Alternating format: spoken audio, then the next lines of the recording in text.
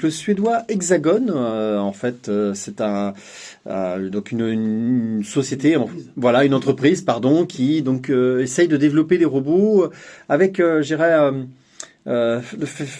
un peu rapidement, mais apparemment, en tout cas, ça avance vite.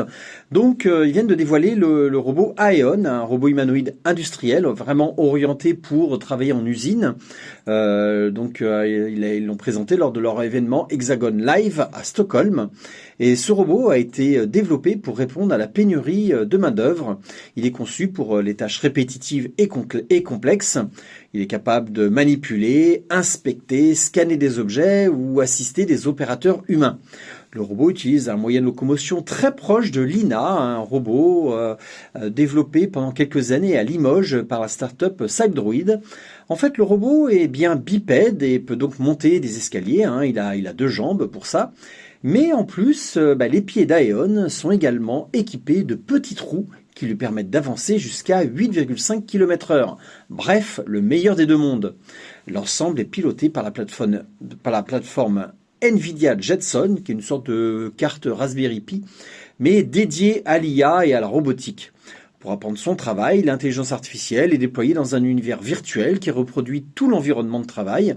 Et cet apprentissage, par renforcement, réduit le temps de formation de plusieurs mois à seulement 2 à 3 semaines. C'est à ça que je faisais allusion donc au début de cette chronique.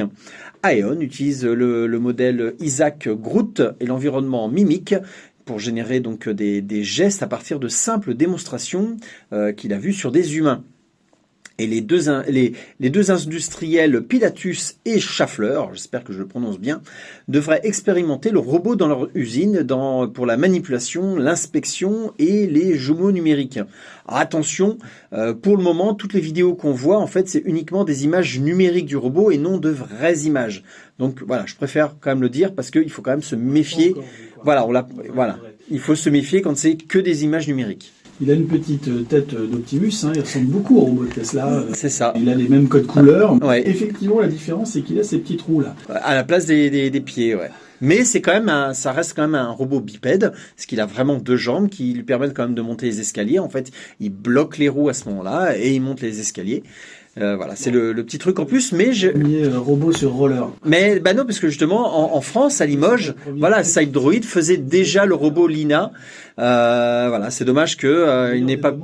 Ouais, c'est ça. Ouais. On peut à la fois marcher et rouler, ouais. Qu'aller un peu plus vite que la marche. C'est ça. Parce que 8 km/h, effectivement, c'est de la marche rapide. Oui. On est en petite foulée de jogging.